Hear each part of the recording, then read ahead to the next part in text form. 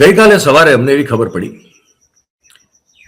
કે અમારી સામે એટલે કે ધ ગુજરાત રિપોર્ટ જે આપણી ચેનલ છે એની સામે પણ મયુર જાની એટલે કે વ્યક્તિગત રીતે મારું નામ જે મયુર જાની હું એઝ એન એન્ટિટી છું તો મારી સામે પણ દિલીપભાઈ પટેલ સામે પણ અને હિમાંશુભાઈ ભાયાણી સામે પણ એવું સંભળાઈ રહ્યું છે, કારણ કે અમારા સુધી હજી એ નોટિસ નથી આવી. હિમાંશુને મળી ગઈ છે એની વાત કરશું કે વ્યક્તિગત દરેકની સામે 100 કરોડ રૂપિયાનો બદનક્ષીનો દાવો, માનહાનિનો દાવો કરવામાં આવ્યો છે. હવે વાત કાલ ચાલતી હતી, ઘણા બધા લોકોને કાલ ફોન આવતા હતા, પણ અમારા સુધી કશું આવ્યું નથી. અને બીજા પણ બે નામ છે એમાં. એક તો જામનગરના પેલા સનાતન સત્ય સમાચાર ચેનલ ચલાવે છે સંજયભાઈ હિતરિયા, એમનું પણ નામ છે. અને પેલા પાટીદાર યુવક છે જે શું નામ છે એમનું, બની ગજેરા, એનું પણ નામ છે બની ગજેરા પણ નામ છે. એટલે આ બધાની સામે પણ ઓબ્વિયસલી બની અને ગજેરા સાથે અમારે કોઈ લેવા દેવા છે નહીં. સંજયભાઈ પત્રકાર તરીકે અમે એમની સાથે વાતચીત કરતા હોઈએ છીએ, પણ એમનું પોતાનું પ્લેટફોર્મ છે. એટલે અત્યારે અમે જે વાત કરવા ભેગા થયા છીએ એ ધ ગુજરાત રિપોર્ટ, મયુર જાની, દિલીપભાઈ પટેલ અને હિમાંશુભાઈ ભાયાણી અંગે વાત કરવા ભેગા થયા છીએ. તો અમારા ત્રણની સામે અને પ્લસ ધ ગુજરાત રિપોર્ટ સામે 100 કરોડ રૂપિયાની માનહાનિનો ફેક ન્યૂઝ ફેલાવીને માનહાનિ કરવા અંગેનો દાવો રિલાયન્સના બહુ એક કોર્પોરેટ અફેર્સના બહુ ઉચ્ચ પદાધિકારી કરતા હતા સમારતા અને રાજ્યસભાના સાંસદ પરિમલભાઈ નથવાણી દ્વારા કરવામાં આવ્યો છે. આ વાતની જાહેરાત એમણે પોતાના ટ્વીટ દ્વારા ગઈકાલ સવારે કરેલી હતી, પણ એમાં કોઈ સ્પષ્ટતા નહોતી કે ભાઈ કઈ કોર્ટમાં કરવામાં આવેલો છે, શું ઓર્ડર છે, કેવી રીતે છે. અમે સંપૂર્ણપણે હજી પણ જ્યારે અમે રેકોર્ડ કરીએ છીએ આજે 14 ડિસેમ્બર અને 12:39 થઈ છે બપોરના, ત્યાં સુધી મારી કે દિલીપભાઈ પાસે એ ઓર્ડરની કોઈ કોપી નથી. એ ઓર્ડર કેવી રીતે થયો છે, એક્સપાર્ટી ઓર્ડર કહેવાય એને, એમાં અમને કશું સાંભળા કર્યા વગર કેવી રીતે ઓર્ડર થયો અમને કશી ખબર જ નથી. પણ આજે સવારના માતબર અખબારોમાં મેં જ્યારે અમારા નામના મથાળા બાંધેલા જોયા ત્યારે અમને એ કન્ફર્મ થયું કે ભાઈ ના, ખરેખર આવડા મોટા છાપાઓ જો સમાચાર એક તરફી છાપતા હોય, મતલબ કે ફેક ન્યૂઝ જેવો શબ્દ પણ વાપરવામાં આવતો હોય અને ઇરાદાપૂર્વક કોઈને બદનામ કરવાની વાત પણ એમાં થતી હોય, તો ત્યારે અમને એમ થયું કે બહુ એક સરસ પ્રબુદ્ધ જાગૃત દર્શક વર્ગ અમારી સાથે જોડાયેલો છે. એટલે એના અમે ખાલી કનેક્ટ થઈને થોડીક વાત કરી દઈએ. અને વાતમાં એવું છે કે હિમાંશુભાઈ ભાયાણીને એમના ઘરે એક મળી ગયો છે આજ સવારે. હિમાંશુભાઈ જોડાણા છે મારા ખ્યાલથી ટ્રેનમાં કે બસમાં છે. હિમાંશુભાઈ ભાયાણીને એમના ઘરે, રાજકોટના ઘરે, એમના પત્ની એક ઓર્ડરની કોપી સ્વીકારેલી છે. સવારના 10:30 વાગે હિમાંશુભાઈ દ્વારકાથી અત્યારે મુસાફરી કરીને પાછા રાજકોટ જઈ રહ્યા છે. હવે એ ઓર્ડરમાં અમને શું લખેલું છે હજી એમને એ પણ ઘરે પહોંચશે તમને એક્ઝેક્ટલી ખ્યાલ આવશે.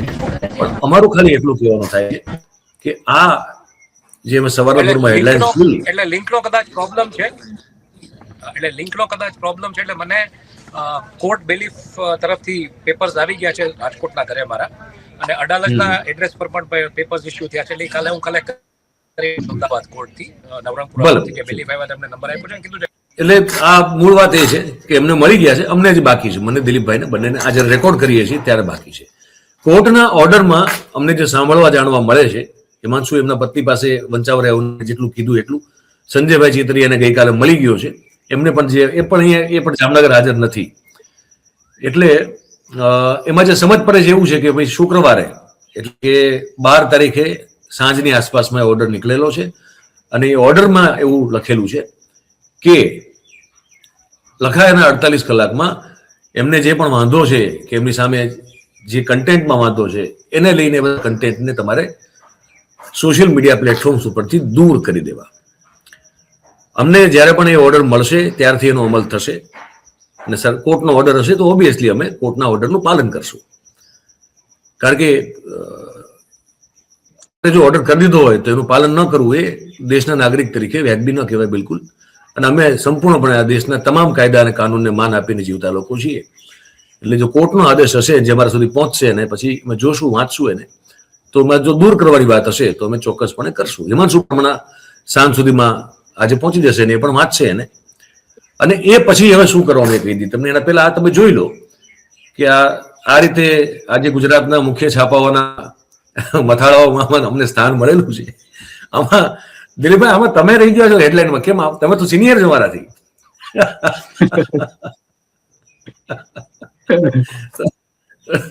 તો સિનિયર તમે છો અને અમે તમને ઓવરટેક કરી જાવ તો કેમ ચાલે આખી વાતમાં? પણ anyways, આ ભાસ્કરનું કટિંગ છે જે ઓલરેડી છે મારા ખ્યાલથી, હે ને?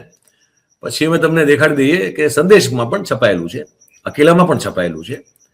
એટલે અમે તમને દેખાડી દઈએ કે ભાઈ ક્યાં ક્યાં છપાયેલું છે.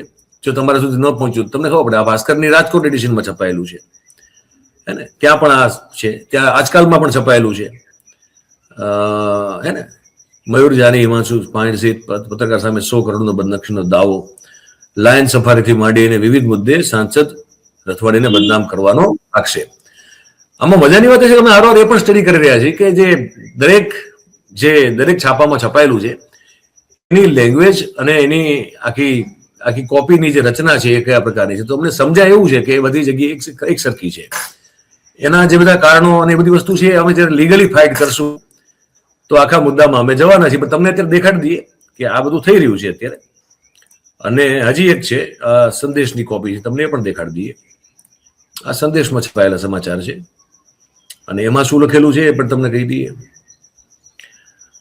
સોશિયલ મીડિયામાં બદનક્ષી થાય તેવી વિવાદિત પોસ્ટ સામે કોર્ટમાં ફરિયાદ. સાંસદ પરિમલ નથવાણીને ફેક ન્યૂઝ ફેલાવતા તત્વો સામે એમનો 100 કરોડનો દાવો છે. અને જુદા જુદા હેન્ડલ પર મુકાયેલી પોસ્ટને 48 કલાકમાં હટાવવાનો કોર્ટનો આદેશ છે. 4 સામે સમન્સ અને નોટિસ જાહેર કરવામાં આવેલા છે. ઓલમોસ્ટ લેંગ્વેજ બધી સરખી છે. એટલે આ તમને દેખાડી દઈએ. અકેલામાં છે એ પણ તમને દેખાડી દઈએ. એટલે મુખ્ય જે કમસે કમ ગુજરાતના મુખ્ય પ્રવર્તમાન છાપાઓ છે તો તમને એનો ખ્યાલ રહે. અકેલામાં આ રીતે છપાયેલું છે. આપણા કિરીટ કાકાનો અકેલા, એમાં પણ આ છપાયેલું છે કે પરિમલ નથવાણી દ્વારા 100 કરોડનો માનહાનિનો કેસ. આમાં હેડલાઇનમાં હેડિંગમાં મથાળું બાંધવામાં થોડીક બેલેન્સ, એટલે મતલબ જર્નલિસ્ટિક બેલેન્સ રાખવાનો પ્રયાસ થયો એવું લાગે છે. આમાં અમારા નામ, મારા કે હિમાંશુના કે દિલીપભાઈના નામ ખબર નહીં કેમ પણ કાકાએ ખબર નહીં નથી છાપ્યા. સારી વાત છે, કારણ કે આમ એવું એકચ્યુઅલી હોવું એવું જોઈએ. કાકા આપને જાણે છે, કિરીટભાઈ આપને સારી રીતે જાણે છે. આપને પણ જાણે છે, હિમાંશુને પણ જાણે છે, આપણને આ બધા આપણને જાણે છે સાહેબ. સંદેશના માલિકો અને તંત્રીઓ પણ આપણને જાણે છે. દિવ્ય ભાસ્કરના તંત્રી અને માલિક પણ આપણને બંનેને જાણે છે. અને કિરીટ કાકા પણ આપણે ત્રણને જાણે જ છે. કોઈ નથી જાણતું એવું તો છે નહીં.